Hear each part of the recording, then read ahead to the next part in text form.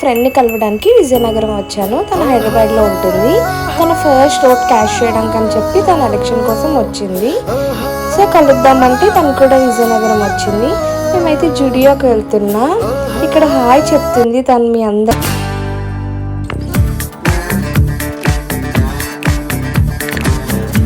ప్రతి ఒక్కరి లైఫ్లో ప్రతి ఫేజ్లో చాలామంది ఫ్రెండ్స్ వస్తారు వెళ్తారు.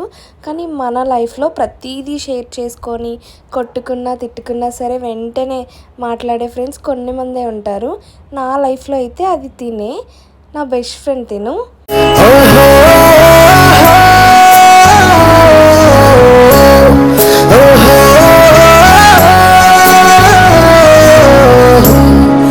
నాకు ఫ్రెండ్ సర్కిల్ చాలా తక్కువ.